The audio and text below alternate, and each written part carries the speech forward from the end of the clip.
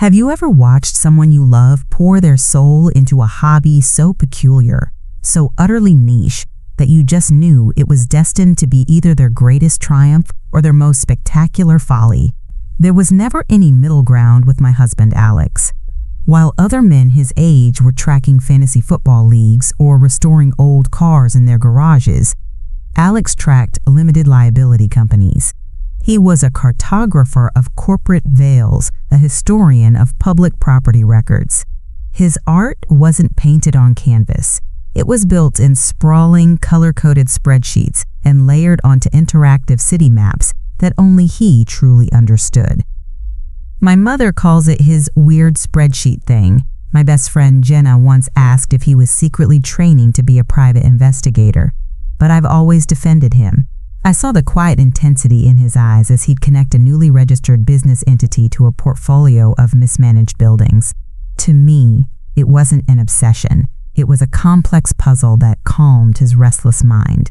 He was bringing order to a system designed to be opaque, finding patterns in the civic chaos.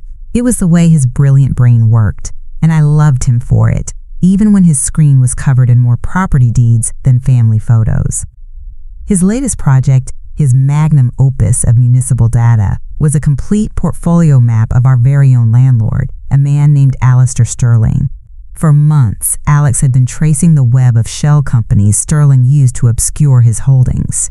He had already tagged 10 other buildings across the city to Sterling's name, each with its own little icon indicating Alex's notes: a red flag for a potential zoning violation, a yellow triangle for lapsed permits, a blue circle for a holding company registered to a P.O. box in another state. It was a stunningly detailed picture of one man's crumbling, non-compliant empire. We lived in one of those buildings, a cozy 2-bedroom with great light and a persistent drip in the bathroom sink that Mr. Sterling had promised to fix 6 months ago. He was a man who oozed a cheap, synthetic charm. The last time he'd stopped by, ostensibly to inspect the smoke detector, he'd stood in our living room with the smug look of a man who believed he was building a real estate dynasty, not just collecting late fees. My anxiety always spiked when he was around, a low thrum of fear that our fragile financial stability rested in the hands of someone who saw us as little more than an entry on a ledger. Just last night, I'd brought Alex a cup of tea as he stared at his monitor, the glow illuminating his focused expression. He pointed to a dense cluster of red-flagged icons on his screen, all linked by a spider web of lines back to a single name, Sterling. "See this, Sarah?" he murmured, his voice a low hum of discovery. "This is his house of cards. Most of these properties aren't even compliant with city rental codes. The permits are a mess, one strong gust of wind." He trailed off, tapping a key that made the entire cluster blink ominously. A shiver went down my spine then, an unfounded worry that the gust of wind he was talking about might start right here, with a simple white envelope slid under our door. That premonition, that shiver of fear, clung to me like a damp coat the next morning. I tried to shake it off, blaming it on a late night and the eerie glow of Alex's monitors.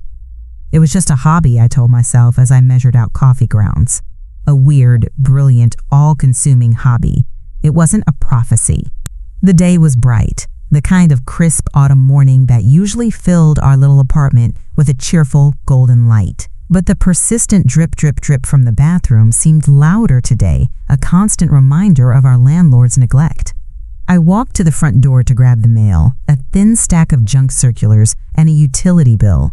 And there it was, a crisp, white business envelope, slid halfway under the door just as I'd pictured. My stomach plummeted. It didn't have a stamp. It had been hand-delivered. The return address simply read, Sterling Properties, LLC. My hands trembled slightly as I carried it back to the kitchen counter, my coffee forgotten.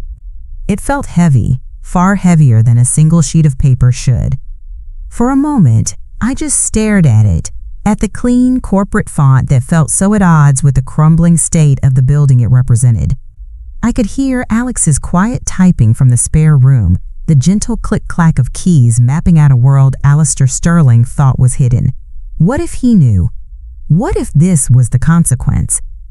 My hands were shaking as I held that letter, the one that I knew, somehow, was about to change everything. And before I tell you exactly what was inside and the chain reaction of chaos it set into motion, if you're finding your way to this story and you're as invested as I was, please take a second to hit that like button and subscribe. It makes a huge difference, and believe me, you're going to want to see how this house of cards finally comes down. Okay, I took a deep breath and tore it open. The letter was brief, impersonal, and utterly brutal. It was a notice of a rent increase. Effective the 1st of next month, our rent would be going up by 40%. 40. I read the number 3 times, certain my eyes were playing tricks on me. It was an impossible sum. It was more than a rent hike. It was a constructive eviction. There was no way we could afford it. We'd just finished paying off my student loans. We were finally building a small cushion, a little fortress against the world's uncertainties. With a single sheet of paper, Sterling was about to bulldoze it. I walked into the spare room, the letter clutched in my fist. Alex didn't look up at first, his eyes glued to the screen where he was adding a new note to a property in the warehouse district. "Alex," I said, my voice barely a whisper.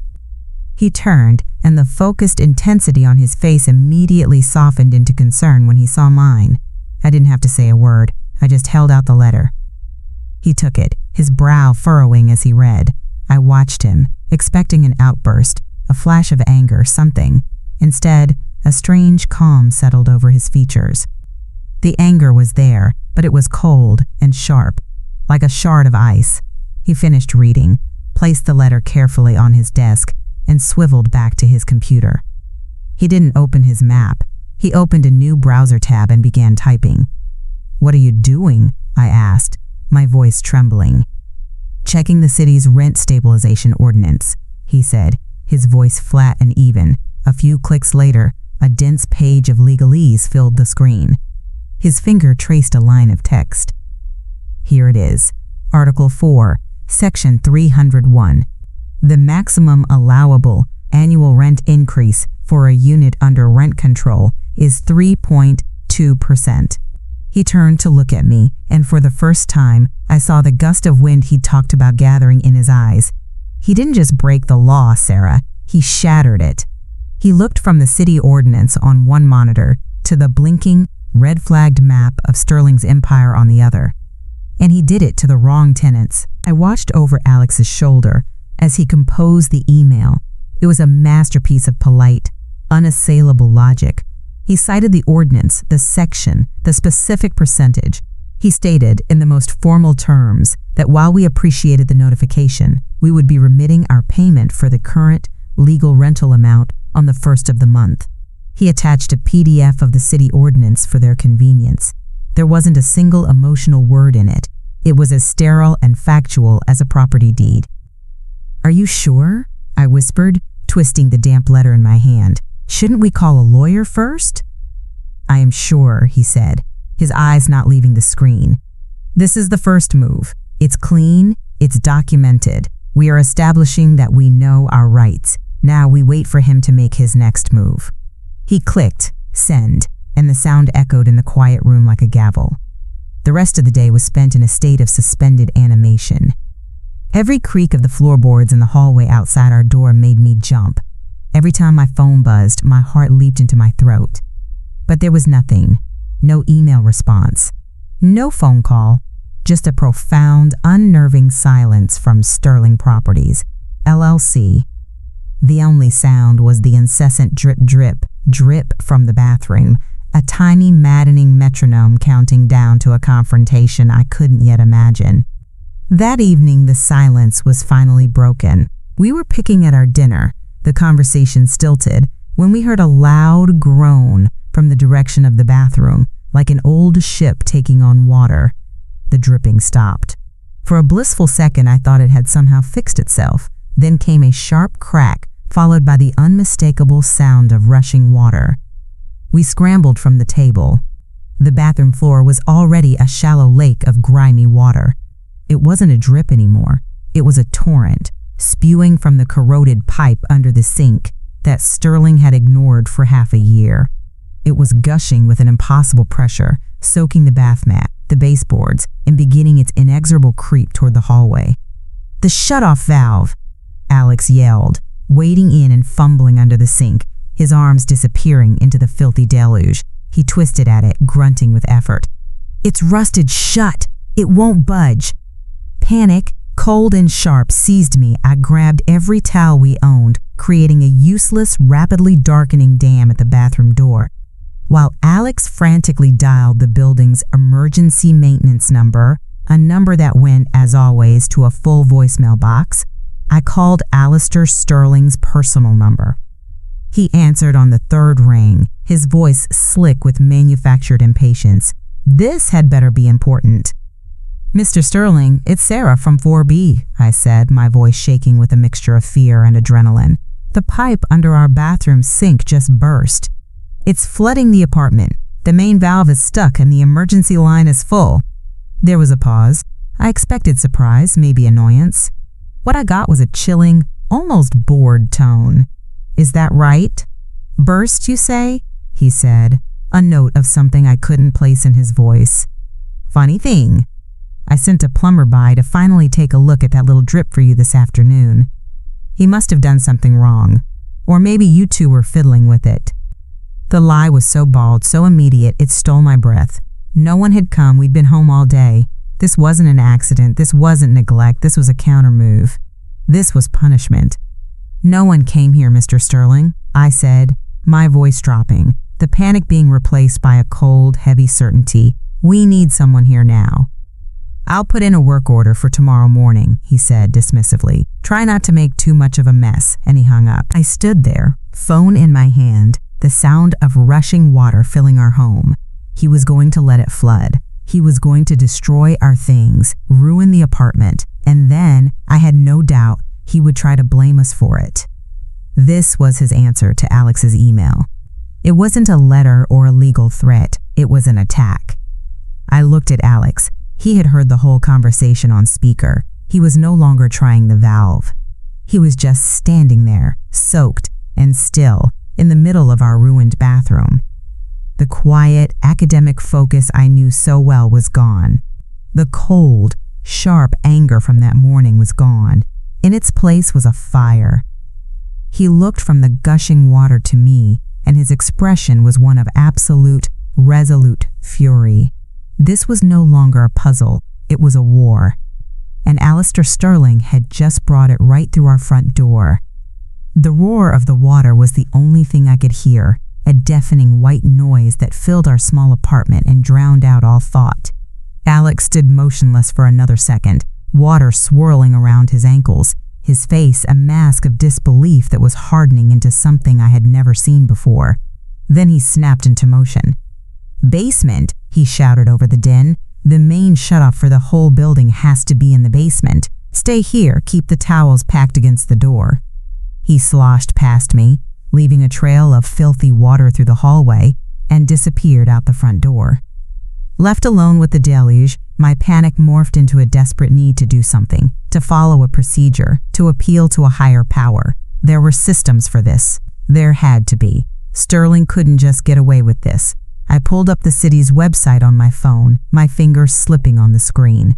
I found the number for the Department of Housing Preservation and Development, a line specifically for tenant emergencies. Hope, fragile and thin, flickered within me. The first 2 minutes were an automated menu, a cheerful robotic voice asking me to press 1 for this, 2 for that. The hold music that followed was a tinny, synthesized version of a song I couldn't place, an absurd soundtrack to the destruction of my home. The water was seeping under the towel dam now, a dark stain spreading across the hardwood floor of the hallway. Each minute felt like an hour. Finally, a voice, weary and monotone, answered. "Housing complaints. How can I help you?" I poured out the story, my words tumbling over each other. "My landlord, Alistair Sterling. He's letting our apartment flood. A pipe burst, the shutoff valve is rusted, and he hung up on me. He said he'd send someone tomorrow. The water is everywhere. It's ruining everything." I could hear the hysteria in my own voice, but I couldn't stop it. There was a pause, filled with the distant sound of typing. Okay, I have the address. And the landlord's name is Alistair Sterling? Yes, I said, relief washing over me. He was taking it seriously. They would do something. All right, ma'am. I filed a Class C violation for an immediately hazardous condition, he said, his voice devoid of any actual concern. A complaint has been logged. Your reference number is H47B91. A complaint? I asked, my voice shrinking. What does that mean? Are you sending someone? We're flooding right now. An inspector will be assigned to investigate the complaint, he recited, as if reading from a script. Due to current caseloads, the target for initial inspection is 5 to 7 business days. 5 to 7 business days. The words didn't compute. By then, our apartment would be a swamp. Our downstairs neighbors would be flooded too. The floorboards would be warped, our belongings ruined. No, you don't understand, I pleaded, my last shred of hope crumbling. This is an attack. He's doing this on purpose because we questioned an illegal rent increase. Ma'am, if you'd like to file a harassment complaint, that's a different department. I can transfer you, he offered, as if the solution was just another automated menu, another 30 minutes of hold music. No, I said, the word coming out as a choked whisper. Never mind. I hung up the phone. I stood in the middle of the living room, staring at the dark water creeping toward the legs of our sofa. The system wasn't broken. It was working exactly as designed. It was a labyrinth of phone trees and reference numbers, a fortress of bureaucratic indifference that people like Sterling knew how to use as a shield. It protected him. It offered us a reference number. Just then, Alex returned, his clothes damp, his knuckles scraped. The roar of the water from the bathroom subsided, replaced by a blessed, dripping silence. I found it, he panted. Had to use a wrench from the building's tool closet to get the valve to turn, but the water is off. He looked at me, expecting relief, but he saw the dead-end despair on my face. What is it? He asked. You called the city? I just nodded, unable to speak. I didn't have to tell him. He knew. He saw the same truth I did in that moment. No one was coming to save us. There was no higher authority who would swoop in and make things right. We were on our own. My gaze drifted from the spreading pool of water on our floor to the closed door of the spare room. Behind it sat Alex's magnum opus, the map of Sterling's entire rotten kingdom. It wasn't a hobby. It wasn't a weird spreadsheet thing. It was the only real power we had. The gust of wind he'd talked about wasn't going to come from the city, or a lawyer, or a housing inspector. It was going to come from us. Alex's words hung in the air, thick with the damp, musty smell of our ruined apartment. We were on our own. The realization wasn't a shock. It was a quiet, heavy confirmation of something we'd both felt creeping in for months. We spent the next hour in a grim, silent rhythm of work, sopping up the standing water with towels, wringing them out into buckets, and dumping the foul water down the kitchen sink. Every squelch of the carpet, every warped floorboard we discovered felt like a personal insult from Sterling. The night was sleepless. I kept imagining the sound of footsteps in the hall, the slide of another white envelope under our door. The next morning, the damage was stark in the daylight. A tide mark of grime stained the walls a foot high. The air was thick with the smell of mildew. We had just started bagging up the hopelessly soaked rugs when a sharp, authoritative knock echoed from the front door. It wasn't the tentative rap of a delivery person. It was hard, official. Alex and I exchanged a wary look. He opened the door to reveal a stone-faced man in a cheap suit holding a clipboard. "Sarah Miller or Alex Miller?" the man asked, not meeting our eyes. "We are," Alex said, his voice tight. The man thrust a thick manila envelope into Alex's hand. "You've been served." He turned and walked away without another word. My heart hammered against my ribs. Alex closed the door, his movements slow and deliberate, and tore open the envelope. He pulled out a sheaf of papers, stapled together with a bold, terrifying heading, 3-day notice to quit and demand for possession. It was an eviction notice, but it was worse than that. It cited the reason for eviction as malicious destruction of landlord's property, claiming we had intentionally tampered with the plumbing, causing the flood. Appended to the notice was a second document, an invoice. It was a bill for $10,000, itemized with ludicrous charges for emergency plumbing services, structural water damage assessment, and, quote, complete flooring and subfloor replacement. The notice stated that if we did not vacate the premises in 3 days, Sterling would initiate formal eviction proceedings and sue us for the full amount of the damages. The air left my lungs. It was a perfect, diabolical trap. He had manufactured a catastrophe, refused to help, and was now using his own criminal negligence as grounds to evict us and saddle us with a life-ruining debt. He was going to make us homeless and broke. He was going to make an example of us. I sank onto the arm of the sofa, the legal papers shaking in my hand. This wasn't just an invasion of our home. It was an assault on our entire future. "He'll win, Alex," I whispered, the fight draining out of me. "We can't fight this. He has lawyers. We have a waterlogged apartment and a complaint number." Alex didn't answer. He took the eviction notice from my hand and walked into the spare room. I followed him, my feet dragging. He didn't sit down.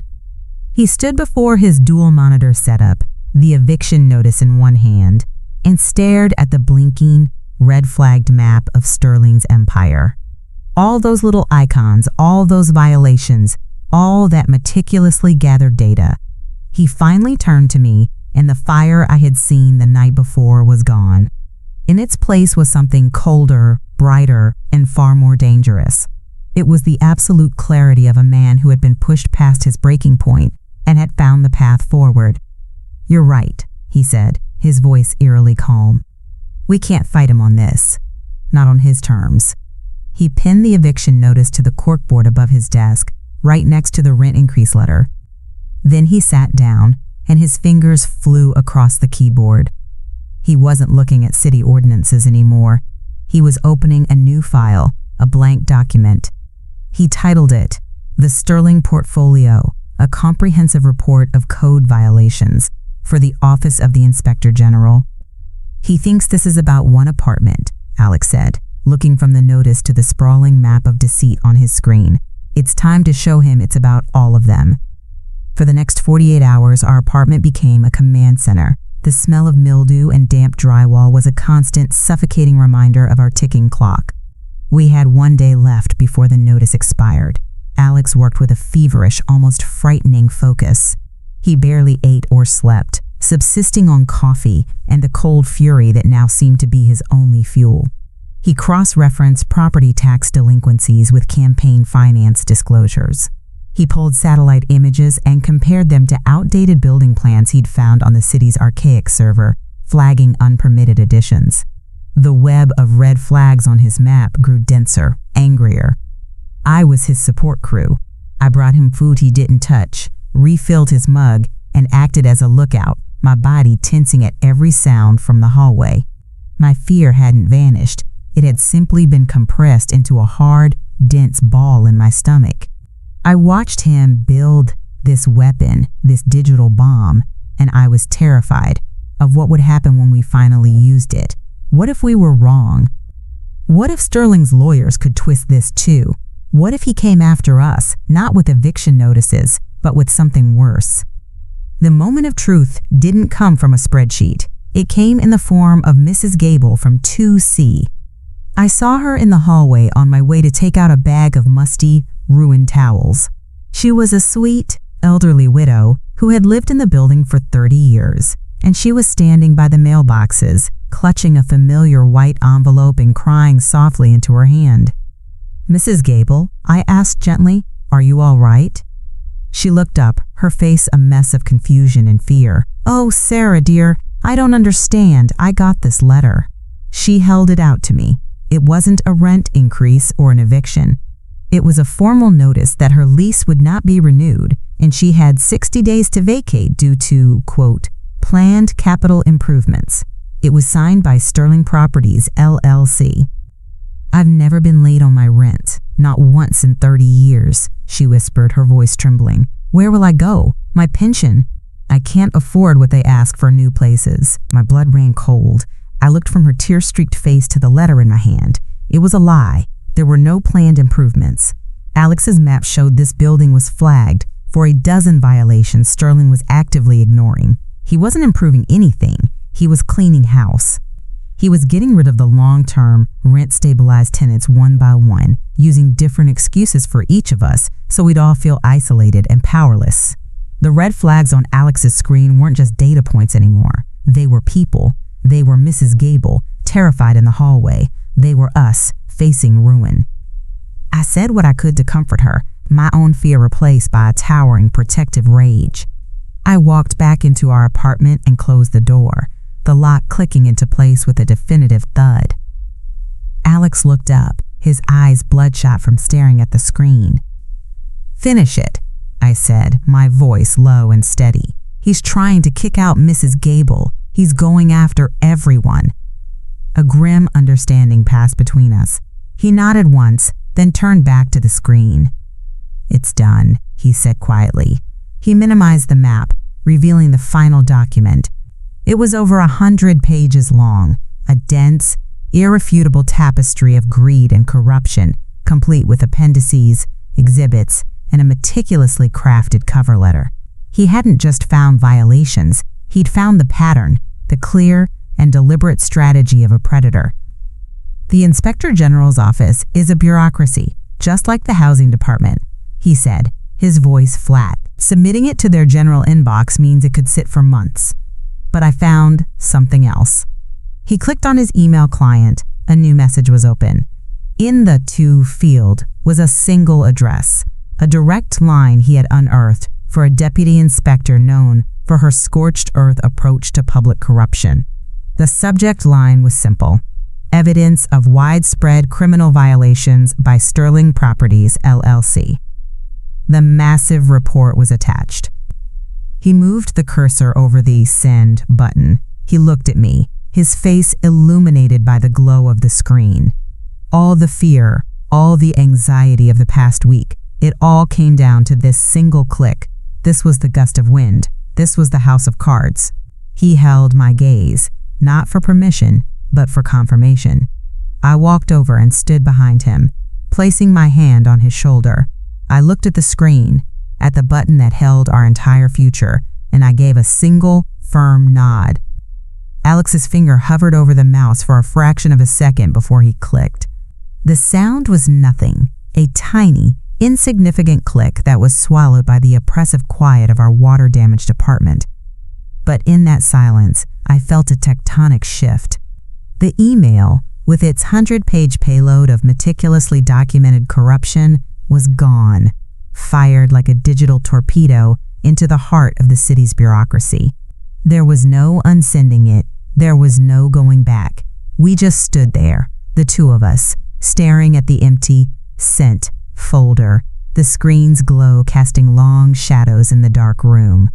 We had just gambled everything we had. The next morning, the third and final day, dawned gray and damp. We didn't talk about it. We packed a go bag with our essentials, laptops, important documents, a change of clothes, and placed it by the door. We were prepared to be escorted out by a sheriff.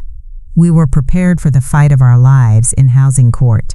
We were prepared for anything except the profound, unnerving silence that greeted us. Midday came and went. No knock, no letter, no Sterling. The only sound was the faint hum of the dehumidifiers we'd rented, fighting a losing battle against the rot setting into the walls. It was just after 2 p.m. when I saw it. I was peering through the blinds, a nervous habit I'd developed over the past 3 days, when a caravan of vehicles pulled up across the street, not in front of our building, but the ugly brown brick one on the corner. I recognized it instantly from Alex's map. It was one of Sterling's, a building marked with a dense cluster of red flags for structural issues and unpermitted electrical work. 2 cars with the city's official seal, a police cruiser, and a van from the local news station parked in a chaotic jumble. Men and women in official jackets holding clipboards and cameras swarmed out and converged on the entrance. "Alex," I said, my voice barely a whisper. Come, look at this. He came to the window, his face pale with exhaustion. He looked out, and I saw a flicker of recognition, a dawning understanding in his eyes. He rushed back to his computer, not to the map, but to a live traffic camera feed he had bookmarked for that intersection. On the screen, we watched a high-resolution version of the scene unfolding below. We saw inspectors talking to tenants, photographers taking pictures of the crumbling facade, and a police officer posting a large, bright orange notice on the front door. My phone buzzed on the counter. Then it buzzed again. It was a news alert from a local channel, and the headline made my breath catch in my throat. City shutters, dangerous apartment building, investigation into landlord Alistair Sterling widens. I read the first few lines aloud. Acting on a highly detailed and credible tip received late yesterday, the Inspector General's office has launched a full-scale investigation into the holdings of Sterling Properties LLC. Alex wasn't listening to me. He was staring at his email. A new message had arrived. It was from the deputy inspector, the woman with the scorched earth reputation. It contained no pleasantries, no formal language. It was 5 words. We have what we need.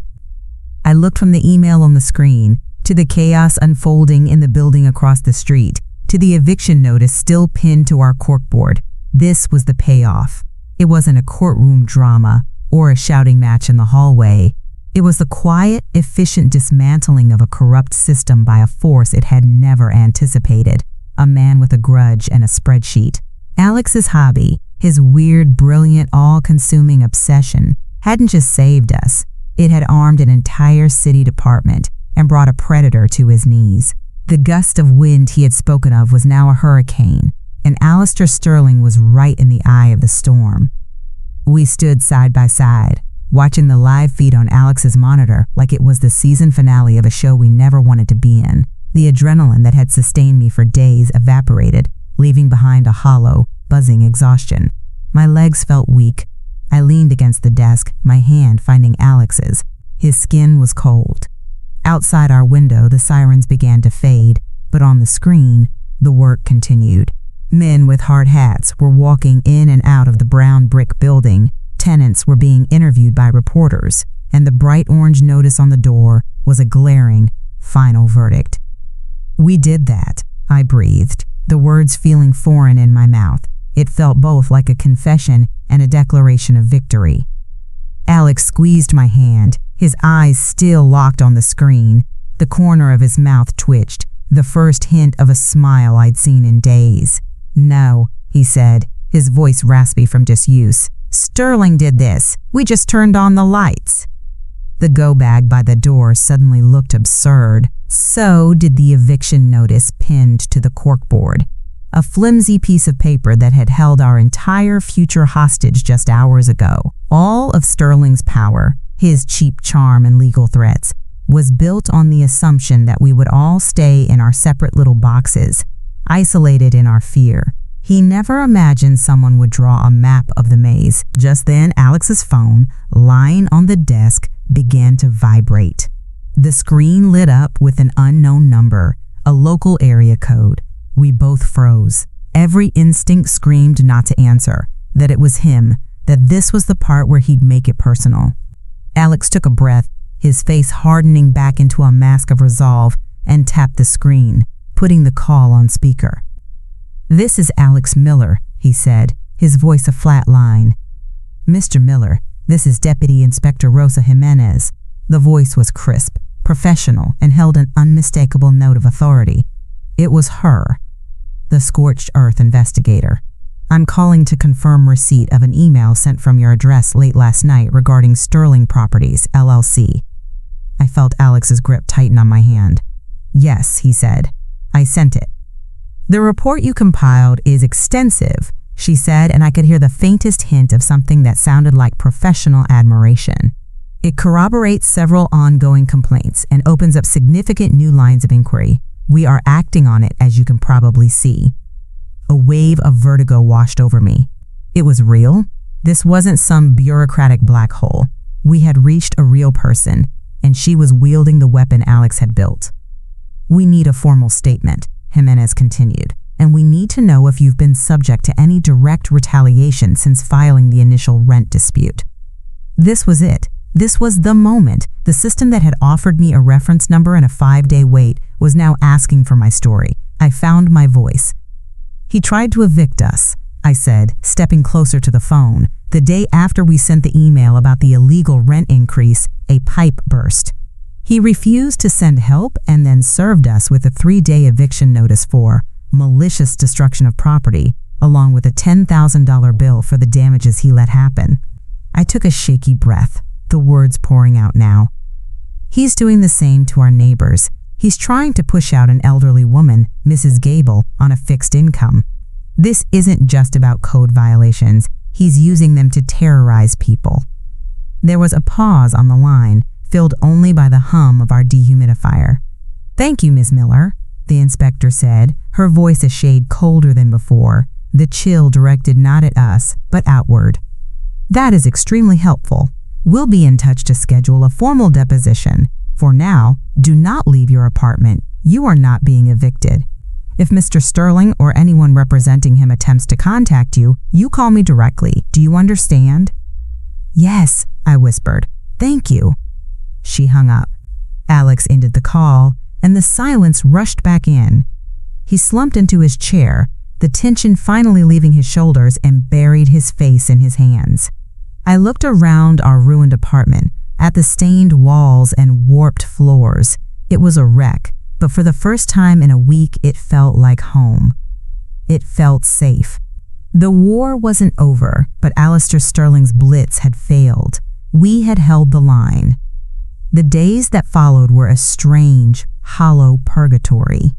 The immediate threat was gone, but the battlefield remained. Our apartment, once a sanctuary, now felt like a waterlogged trench. The air was a thick cocktail of mildew and industrial-strength dehumidifier exhaust. We slept on an air mattress in the living room, our bedroom floorboards too warped to trust. Every time I used the kitchen sink, the sound of the gurgling drain sent a jolt of ice-cold panic through me. I had a recurring nightmare where I was standing in the bathroom as the water rose, only it wasn't water, it was thick, black ink, and Alistair Sterling was on the other side of the door, laughing. The city declared our apartment uninhabitable until repairs were made, which, under the Inspector General's new receivership, would actually happen. We were put up in a sterile extended-stay hotel, but the quiet was just as unnerving as the noise had been. The war was over, but my body hadn't gotten the memo. My nervous system was still on high alert, scanning for threats in the bland, beige hallways. One evening, I walked into our temporary living space to find Alex at the small desk, his laptop open. The glow of the screen illuminated his face, just as it had 100 times before. But as I looked at the screen over his shoulder, I felt a wave of nausea. It wasn't his map. It was just the news. Articles detailing the expanding probe into Sterling's empire, the discovery of falsified safety certificates, the tenant union that was forming across his now infamous properties. But it didn't matter what was on the screen, all I could see was the weapon. I used to see his spreadsheets as a beautiful, intricate puzzle box that calmed his mind. I defended it, I admired it, I loved that part of his brain. Now I looked at his laptop and felt a prickle of fear. I saw the cold, frightening clarity in his eyes the night he decided to burn it all down. I saw the man who had stood, soaked and resolute in our flooding home and declared a war. One wasn't sure we could survive. His hobby wasn't a hobby anymore. It was an arsenal, and I had watched him use it. "What are you looking at?" I asked, my voice tighter than I intended. He looked up, surprised by my tone. "Just the fallout?" he said, gesturing to the screen. "They found lead paint in the walls of that building on the corner, the one where we saw the inspectors." I didn't feel relief. I didn't feel righteous vindication. I just felt sick. "Can you close it?" I whispered. "Please?" He looked at me, truly looked at me, and the triumphant glint in his eyes softened into a familiar, gentle concern. He saw the tremor in my hands. He saw the shadow of the last week clinging to me. Without a word, he shut the laptop. The click echoed in the quiet room, a sound that was once the start of his work, now a merciful end. He stood up and wrapped his arms around me, and I let myself be held, but a part of me remained rigid. I loved this man with everything I had, but I knew, with a certainty that chilled me to the bone, that I would never again look at his weird spreadsheet thing without remembering the terrible, destructive power it held and the cold-eyed stranger it had briefly made of my husband. The laptop remained closed. It sat on the hotel desk like a dormant volcano, and for 2 weeks, I was grateful for the peace. The city's investigation churned on without us, a distant engine of justice we had kickstarted. We gave our formal depositions to Inspector Jimenez, who listened with a focused intensity that felt like the polar opposite of the weary indifference I'd encountered before. Mrs. Gable, flanked by a pro bono lawyer from the newly formed Sterling Tenants Union, gave hers too.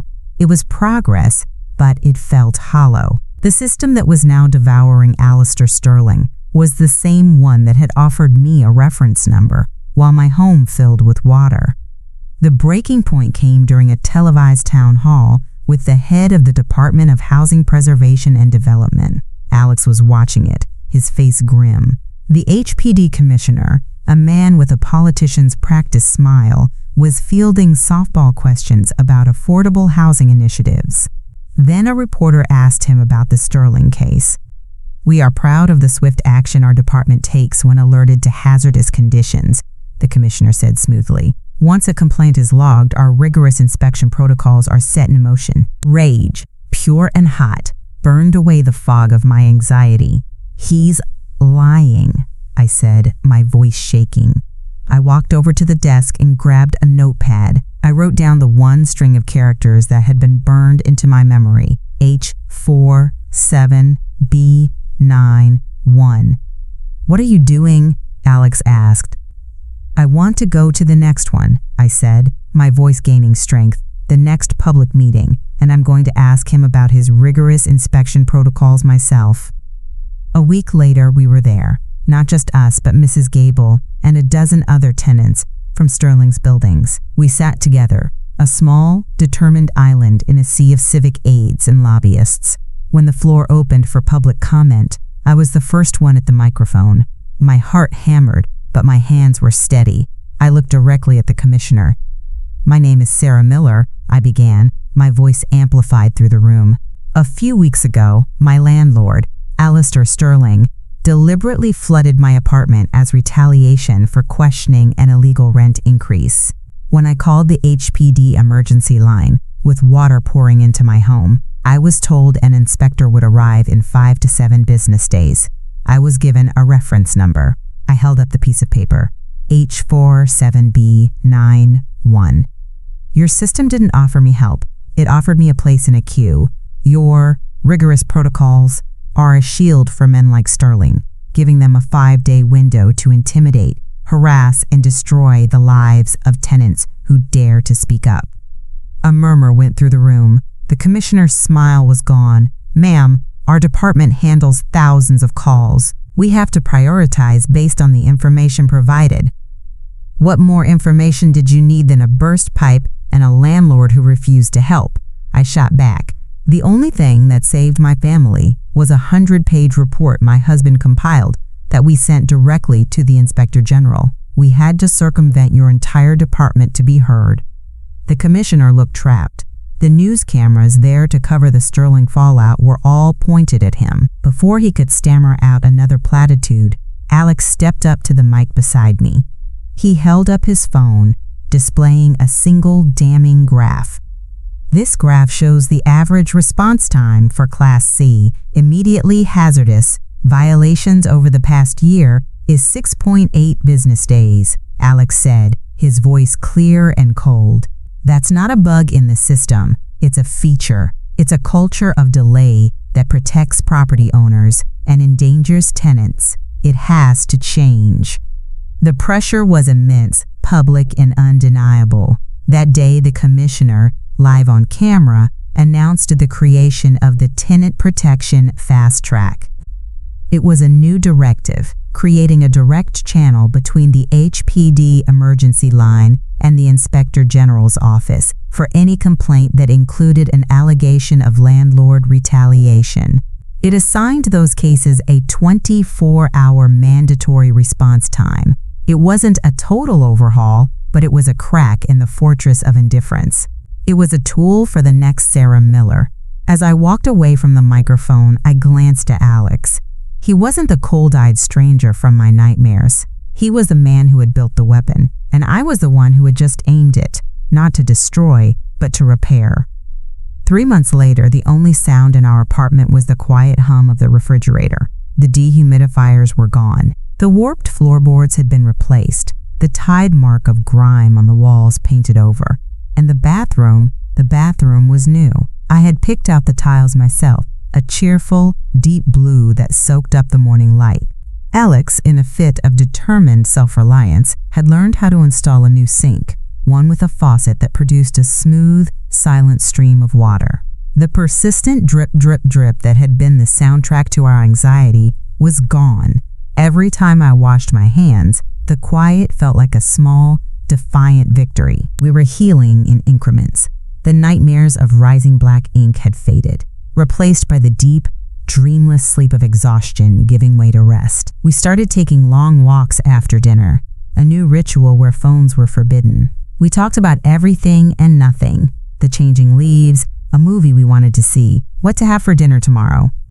We were rediscovering the quiet, mundane rhythm of our life together, the one Sterling had so violently interrupted. The war was over, and we were slowly, carefully, learning to live in the peace that followed.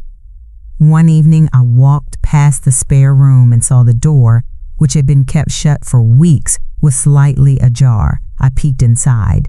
Alex was at his desk, his laptop open, its glow illuminating his face.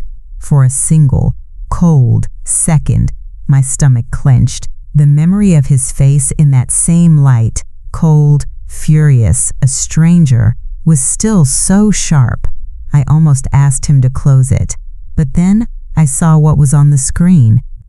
It wasn't his sprawling, angry map. It was a clean, simple website. On the side of his screen was a video call with two faces I recognized, Mrs. Gable, smiling brightly from her living room, and the young, sharp-eyed lawyer from the Sterling Tenants Union. Alex was walking them through the website he'd built. So any tenant can just type in their address here, he was explaining, his voice patient and calm, and it pulls the public data from the HPD and Department of Buildings, but presents it in a simple dashboard. Green check for compliant, yellow for a minor issue, red for a serious violation. They can click here to see the landlord's other properties, and this button. He clicked a button labeled Know Your Rights. That links them directly to the Tenant Protection Fast Track complaint form and the local tenant union resources. I leaned against the door frame, the tension I hadn't realized I was holding, releasing in a single silent breath. The laptop wasn't a weapon anymore. It was a shield. He had taken the complex, terrifying power of his knowledge, the thing that had saved us but also scared me, and he had simplified it. He had turned it into a tool and given it away so that no one else would have to stand alone in a flooding apartment, clutching a useless reference number. He looked up and saw me standing there. The focused intensity on his face softened into a warm, familiar smile. "Hey," he said quietly, "just showing them the beta version." I walked over and stood behind him, placing my hand on his shoulder, just as I had on that terrible night. This time there was no fear, no sense of jumping into an abyss. There was just a deep, swelling pride. His weird spreadsheet thing hadn't just been a puzzle to calm his mind or a weapon to win a war. It had found its true purpose. It was a light for others, built by the man I loved, who had found his way back from the darkness and brought us both home. It's a lesson I'll carry with me forever, that the systems we live in feel permanent and unmovable, but they're not. They're just patterns. And sometimes, all it takes is one person who can see the pattern clearly to show everyone else how to break it. And if these are the kinds of stories you want to see, the ones about ordinary people finding their extraordinary power, make sure you hit that like button and subscribe. It really does make a difference.